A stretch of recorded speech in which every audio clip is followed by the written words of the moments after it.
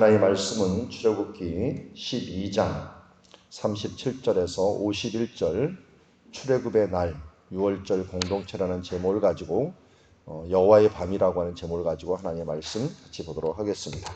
한 절씩 교독합니다. 이스라엘 자손이 라암세스를 떠나서 숫곳에 이르니 유아 외에 보행하는 장정이 60만 가량이요 수많은 잡숫과 양과 소와 12만의 가축이 그들과 함께 하였으며 그들이 애굽 땅으로부터 가지고 나온 발교되지 못한 반죽으로 무교병을 구웠으니 이는 그들이 애굽 땅에서 쫓겨남으로 지체할 수 없었음이며 아무 양식도 준비하지 못하였음이더라.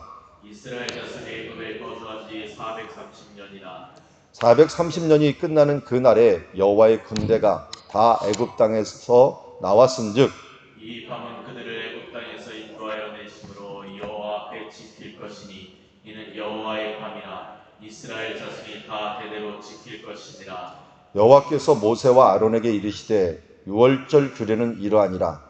이방 사람은 먹지 못할 것이나 각 사람이 돈으로 산 종은 할례를 받은 후에 먹을 것이며 거류인과 타국 품꾼은 먹지 못하리라. 한 집에서 먹되 그 고기를 조금도 집 밖으로 내지 말고 뼈도 꺾지 말지며 이스라엘 회중이 다 이것을 지킬지니라. 너희와 함께 거류하는 타국인이 여호와의 유월절을 지키고자 하거든 그 모든 남자는 할례를 받은 후에야 가까이하여 지킬지니 곧 그는 본토인과 같이 될 것이나 할례 받지 못한 자는 먹지 못할 것이니라. 본토인에게나 너희 중에 거류하는 이방인에게 이 법이 동일하니라 하셨으므로 온 이스라엘 자손이 이와 같이 행하되 여호와께서 모세와 아론에게 명령하신 대로 행하였으며 같이 읽습니다. 바로 그날에 여호와께서 이스라엘 자손을 그 무리대로 애굽 땅에서 인도하여 내셨더라. 아멘. 오늘 말씀에 보면은 42절에 유월절을 여호와의 밤이다 라고 얘기합니다. 아주 특별한 밤이 되죠. 그런데 특별한 밤이 하나님이 일하시고 역사하시고 함께 하신 밤이 되었다. 이 밤이 어떤 밤이라고요?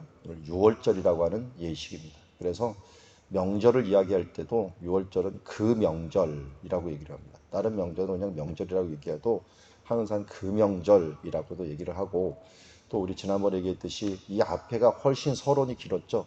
이 부분들을 왜 지켜야 되느냐 하는 것을 유월절 이야기를 우리는 그 이야기, 하가다라고 하는 이야기를 씁니다. 그래서 많은 그냥 이야기들은 아가다라고 쓰지만 그 이야기, 하가다라는 말을 쓸 정도로 구원이야말로 우리 가운데 우리 정체성을 결정하는 것이기 때문에 정말 중요한 것이고, 우리로 이 유월절의 완성은 유월절 어린 양 대신 예수 그리스도께서 죽으심으로 완성되었기에 우리의 그 이야기는 무슨 이야기입니까?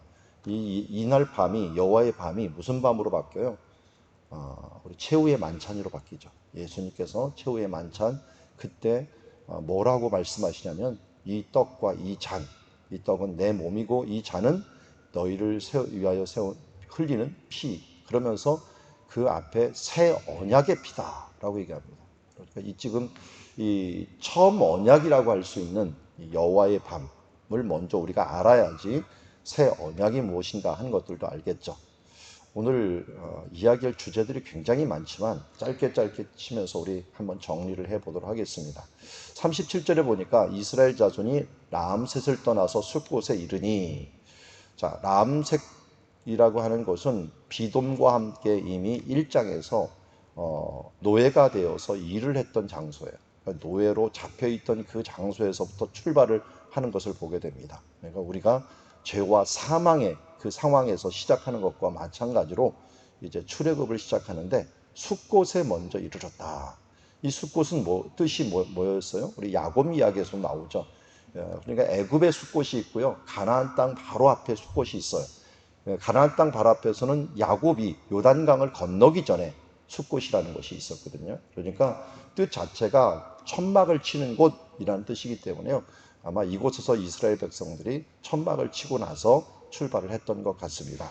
그동안은 노예로 있다가 이제 천막을 각자 만들어 갖고 이제 그걸 가지고 움직이기 시작했겠죠. 이 숫곳에 이르러. 네, 숫곳도 잘 보면 우리 야곱이 숫곳에서 요단강을 건너갔고 이제 세겜이라고 하는 장소로 들어가거든요. 가나안을 들어가는 거예요. 그러니까 여기서는 이제 홍해를 넘어갔고 광야로 나가는 거잖아요. 그러니까 어떤 의미에서는 똑같아요. 물을 건넌다. 그래서 고린도서 10장에서는 우리 조상들이 물과 구름 가운데서 세례를 받고라는 표현을 쓰고 있어요. 그래서 어떻게 보면은 이 유월절은 구원의 날이고 물을 지나는 것들은 세례를 받는 날이다라고 할 수 있기 때문에 이 야곱의 숫곳과 지금 출애굽의 숫곳은 의미상으로는 같이 모두 건너면서 새롭게 시작하는 그 장소가 이 초막 가운데 시작된다. 어떻게 보면은 집들을 버리고 초막 중에 머물다가 이제 하나님의 이 초막이 어떻게 보면 하나님의 임재의 장소거든요. 함께 하심과 함께 출발하고요. 이 숫곳부터 사실은 출발할 때 구름 기둥과 불 기둥이 함께하는 것을 조금 이따 보면 알 수 있습니다. 자, 여기서 또 유아 외에 보행하는 자들이 60만 가량이다라고 하는데 맨 처음에 들어왔을 때는 남녀만 합쳐서 70명이었어요. 출애굽 1장에 보면은 이제는 시간이 얼마나 지났다고 했어요? 41절에 보니 40절 41절에 430년이다라고 얘기하고 있어요. 그런데 아브라함에게 이 창세기 15장에서 말씀하실 때는 너희가 4대 만에 애굽에서 돌아올 것이다 하면서 아브라함에게 이미 약속한 거예요. 근데 족장 시대 때는 워낙 사람들이 100세 이상을 살다 보니까 한 세대를 갖다가 한 100살로 삼은 것 같습니다. 그런데 정확하게는 30년, 430년이 되어서 돌아왔다. 그러니까 4대가 지난 다음에 아마 4대째 살아있는 그때에 나오게 되었죠. 그래서 4대 이후에 출발을 하는, 그래서 400년 혹은 430년이라고 부르고 있습니다.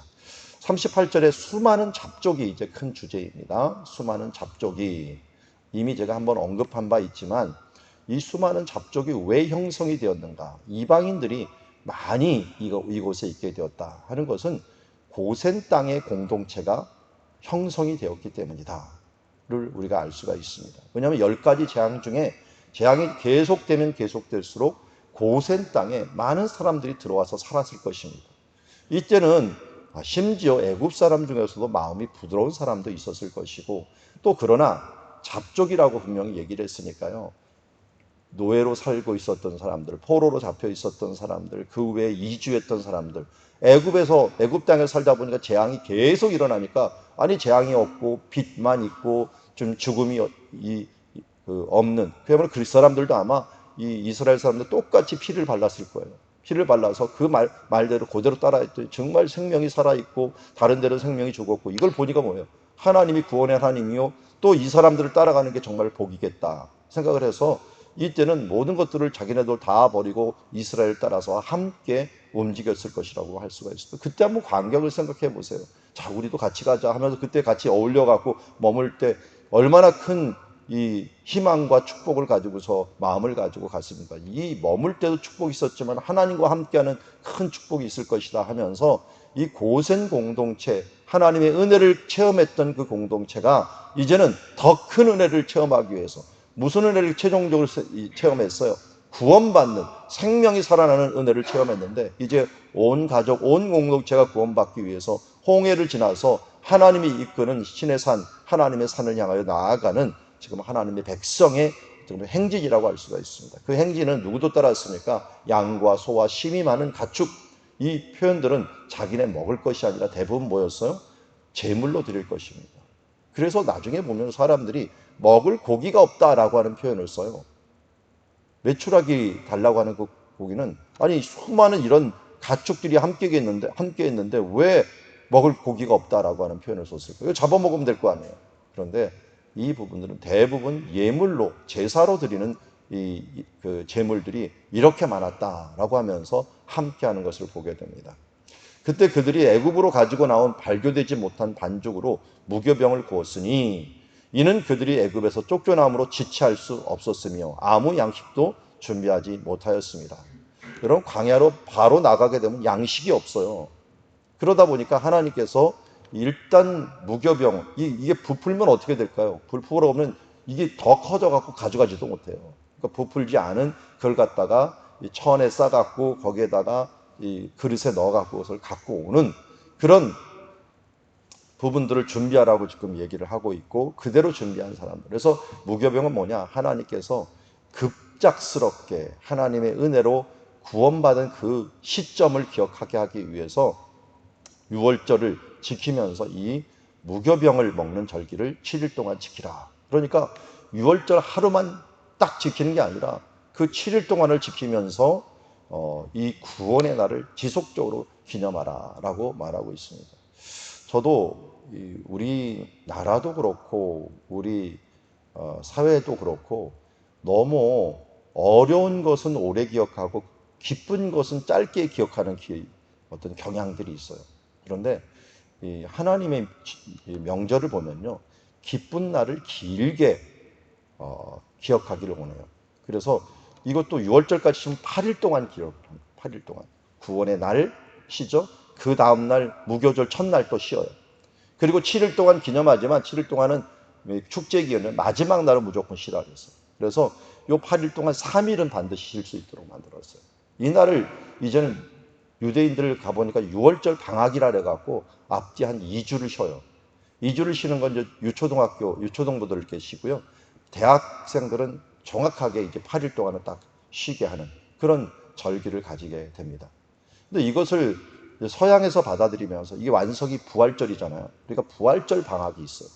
얼마 전에 우리 국제학교를 다니는 민수가 한번 우리 학교 들어가자마자 본 적이 있는데, 그게 뭐냐면 부활절 방학 때문에.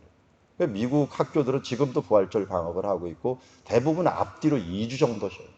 그래서 제가 이스라엘에 있을 때 보면은 저도 이제 미국 학교를 다녔기 때문에 그날을 쉬고, 그때가 되면 또 놀러 오는 사람들이 얼마나 많은지 몰라요. 부활절하고 6월절 되게 겹치니까 유대인들도 돌아와갖고 이제 명절을 지킨다고 오고요. 또 이 서양 사람들도 부활절 방학이라고, 특히 미국 사람들이 많아요. 그러니까 이스라엘 성지순례객이 한 70%는 미국 사람들이에요.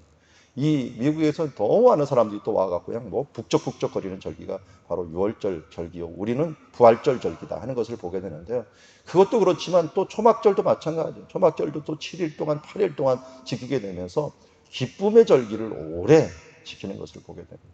우리는 요새 와서 이틀 쉰다, 뭐 하루 쉰다, 뭐 이렇게 하지만 사실은 우리가 너무 어려웠고 힘든 거, 우리 한국 사람들은 고난주간은 잘 지내면서 부활주간은 잘 안 지키는 경향들이 있는 게 바로 우리들의 모습 아닌가요? 그래서 우리가 딱 하루만 지키는 게 아니라 조금 길게 하나님의 기쁨을 함께 길게 누리는 것. 하나님 그렇게 주신 것을 그것을 경험하고 느끼고 우리가 체험하라고 말씀하고 있습니다. 그래서 이제 430년이 지나는 이 41절에 430년이 끝나는 그날에라고 얘기하는데, 바로 그날이라고 하는 표현을 쓰는 것을 보면요, 아마도 야곱이 들어왔을 때가 이때 정도 들어왔던 것 같아요. 이 6월절 가량 때인데 70명이 들어왔고, 그리고 이제 바로 그날에 이제 출발을 한다. 이게 참 하나님이 일하시는 걸 보면요, 성전이 멸망했던 날이 있어요. 성전이 멸망하는, 이스라엘이 이제 이 솔로몬의 성전이 멸망하는 날이 5월 달인데요. 이 나라고요, 제2성전 헤롯이 만든 그 성전이 로마에게 멸망하는 성전이 멸망하는 날이 똑같아요. 똑같은 날에 무너져 버려요. 이런 것들을 뭐 어떻게 하나님이 날짜를 딱딱딱 맞히는 그런 경향들이 있고, 여기서도 마찬가지예요. 6월절에 바로 어떻게 보면은 이스라엘 백성들이 나왔는데, 나온 그날이 뭐냐면 야곱이 애굽에서 들어온 날이고, 또 그날에 나오고 예수님께서 6월절에 또한 최후에 만찬하시고 죽으시고 하면서 날을 이렇게 성취해 나가는 것을 보게 됩니다. 그래서 사마리아 여인을 만나고서 예수님 뭐라 그랬습니까? 바로 이곳에도 말고 저곳에도 말고 예배할 때가 오나니 바로 이때라 라고 하는 때에 대한 부분들을 굉장히 중요시 여기는 것을 보게 됩니다. 하나님께서 우리도 모르는 사이에 완벽한 때를 만드셨고, 우리는 준비한다고 준비하지만 하나님께서 정하신 때에 이 모든 것들이 이루어진다 하는 것을 우리가 알 수가 있습니다. 그래서 이 42절을 이 밤은 그들을 애굽 땅에서 인도하여 내심으로 여호와 앞에서 지킬 것이니 이는 여호와의 밤이라. 이스라엘 자손이 다 대대로 지킬 것이니라. 여호와의 밤, 그러니까 이 밤은 한마디로 무슨 밤이에요? 들어왔던 날 이제 나가는 밤, 구원의 밤이에요. 구원의 밤. 그러나 또 여기 보니까 43절에 보니까 여호와께서 이 모세와 아론에게 이르시되 이 유월절 규례는 이러하냐, 이방 사람은 먹지 못할 것이며 하면서 이 날이 무슨 날이냐 하는 부분들을 44절에 44절이 아니군요. 요 앞에 41절 이 430년이 끝나는 그날에 여호와의 군대가 다 애굽 땅에서 나왔다라고 합니다. 그 전에 히브리인들, 이스라엘 백성들은 뭐였어요? 노예였죠. 그 노예였는데 이때 이날부터 뭐라고 불러요? 여호와의 군대라고 얘기합니다. 갑자기 노예들이 하나님의 군대로 변화되고 하나님의 백성으로 변화될 뿐만 아니라 이제 하나님의 군대요, 이제 이 온 세계의 장자요, 그리고 제사장의 나라가 되는 그런 역사가 일어난 날이 바로 이 유월절 밤이에요. 그러니까 장자를 다 모든 침으로 말미암아 세상의 모든 장자가 없어지고 남은 장자가 누구예요? 이제는 이스라엘 백성들 장자만 남은 거예요. 그러므로 장자의 민족이 되었고 장자의 나라가 된 거예요. 두 배의 축복이 되고 복의 근원이 되고 그야말로 이제 모든 사람들 앞에 이 제사장 나라와 같은 나라가 된 것이 바로 이 유월절이다. 그래서 우리가 로마서 8장에도 상속자 되었다라는 표현들을 쓰잖아요. 하나님 나라 앞에서 구원받음으로 말미암아 우리는 정말 최고의 특혜를 누리는 사람이 되었어요. 온 세상의 장자요, 제사장이요, 그리고 그전에는 죄인이요, 노예요, 종이 되었지만 이제는 하나님의 백성이요, 그의 나라요, 그리고 그의 자녀가 되는 여호와의 군대가 되는 변화의 시간이 바로 이 시간입니다. 예수 그리스도를 믿고 구원받은 이 시간은 우리가 변화된 시간이요, 그 축복의 시간이다 하는 것들을 다시 한번 말씀하고 있습니다. 44절에 보니까 근데 이 예식을 다시 말씀하면서 이 예식은 누구와 함께 하냐면요, 할례 받은 사람들하고 함께 하라는 거예요. 이게 돈으로 산 종들이라도 뭐 해야 돼요? 할례 받은 후에 먹어야 돼요. 그리고 거류인과 타국인은 아예 함께 식사를 하지 못해요. 식사를 한다는 건 뭡니까? 그 피 안에 들어와 있는 거예요. 보혈의 피, 어떻게 보면은 어린 양의 피 안에 들어와야지 식사를 하지 밖에서는 식사 못 하잖아요. 그러니까 안에 들어와 있는 공동체가 된다는 거예요. 그래서 안에 들어와 있는 공동체를 이제는 의미를 바꾸고 있어요. 피를 바른 공동체라고 안 하고 할례 받은 공동체라고 얘기를 해요. 지금은 우리는 뭐라고 해요? 할례가 우리 예식은 무슨 예식으로 바뀌었죠? 세례 예식으로 바뀌었죠. 그러니까 예수 그리스도의 보혈의 공로로 씻음을 받은 사람이 결국은 어린 양의 피를 왜 발랐는가 했더니 이것이 할례를 표했고 이 부분들이 예수 그리스도의 십자가를 표했을 뿐만 아니라 십자가의 그 보혈의 공로를 힘입겠다라고 결단하는 예식이 보니까 세례예요. 그 세례받은 공동체가 그 안에 들어간다라고 하는 것을 알 수가 있습니다. 이 세례받은 공동체, 할례 공동체는 저기 보니까 거류인과 타국인과 품꾼 이런 부분들 사람들은 못 먹어요. 왜냐면 할례를 안 받았기 때문에. 근데 할례 받은 사람들은 다 여기 뒤에 48절 그들이 타국인이 먹을 수 있는 방법이 나왔어요. 함께 거류하는 타국인이 여호와의 유월절을 지키고자 하는 그 모든 남자는 어떻게 돼요? 할례를 받은 후에야. 그러니까 우리는 자꾸만 혈연 공동체를 얘기를 자꾸만 하고 이스라엘이 어쩌고 얘기할 때 나도 모르게 그 자손들이라고 하는 생각을 자꾸만 하는데요. 그 자손들은 1차적으로 믿음의 후손이요. 이 믿음의 후손은 뭐한 사람들이에요? 마음에 할례 받은 사람이요. 예수 그리스도의 보혈의 공로로 믿음으로 세례를 받은 사람들, 이 사람들이 바로 할례 공동체요. 이 사람들이 바로 이스라엘 공동체라는 거예요. 우리도 마찬가지잖아요. 교회라고 하는 공동체가 무슨 공동체예요? 주는 그리스도시요 살아계신 하나님의 아들입니다라고 믿고 예수 그리스도의 믿음 안에 들어온 사람들이 진정한 교회 공동체이지 말로만 그곳에 함께한다고 구원받는 건 아니라는 거죠. 자, 이렇게 49절에 본토인에게나 너희 중에 거류하는 이방인에게 이 법은 동일하니라. 구원받는 자들은 할례 받고 그와 함께 떠나는 사람들이고 그 함께 의식을 함께하는 사람들입니다. 착각하지 마십시오. 족보를 따라서 이렇게 했죠. 이 족보는 그냥 족보가 아니라 믿음의 족보였어요. 이 족보는 그냥 족보가 아니라 할례 족보였고 이 족보는 그야말로 이 예수 그리스도 세례받은 그 은혜 공동체의 족보였다는 것을 우리가 알 수가 있습니다. 지금도 혈연으로 구원받는 것이 아니라 믿음으로 구원받고 우리가 예수 그리스도의 보혈의 공로로 세례받음으로 구원받는다는 것을 우리가 잊지 말아야 될 줄 믿습니다. 이런 사람들이 바로 구원받는 길로 나오게 됩니다. 말씀을 정리합니다. 오늘 보니까 허다한 잡족들이 나옵니다. 이 잡족들은 누구였어요? 하나님의 은혜를 믿고 사모하고 나아가는 고센 공동체였어요.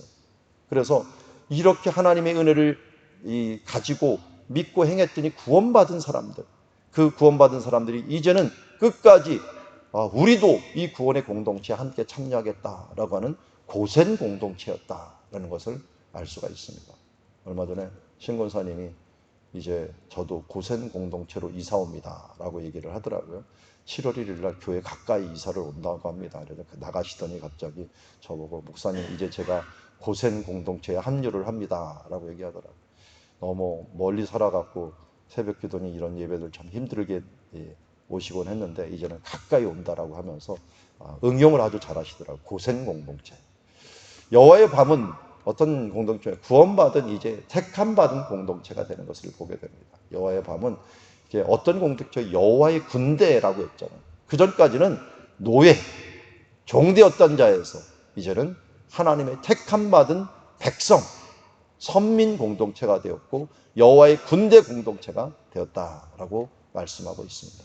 그리고 세 번째로 유월절을 참여하는 사람들은 누구냐? 할례 공동체였다. 우리가 예수 그리스도를 믿음으로 말미암아 하나님의 백성 되고 구원받았다. 그래서요, 출애굽이 누구의 역사예요? 우리의 역사가 되었어요. 왜 우리의 역사가 되었습니까? 우리가 세례받은 자 되었잖아요. 우리가 예수 믿고 구원받은 자 되고 유월절 어린 양 예수 그리스도를 구원받은 이제 온전한 사람이 되었잖아요. 지금 이스라엘 백성들, 종교인들은 반쪽짜리예요, 반쪽짜리. 자꾸만 그걸 예식으로, 의식으로만 믿으려고 하는, 그거는 완성되지 않은 부분들을 믿는 것들은 가짜요. 어떻게 보면 이르지 못한, 구원에 아직도 이르지 못한 것이라고 할 수 있지만 우리는 온전히 이루어진 이 어린 양 예수 그리스도의 보혈로 말미암아 이제는 할례 공동체, 세례 공동체, 하나님의 은혜 공동체, 믿음의 공동체가 된 줄 믿습니다.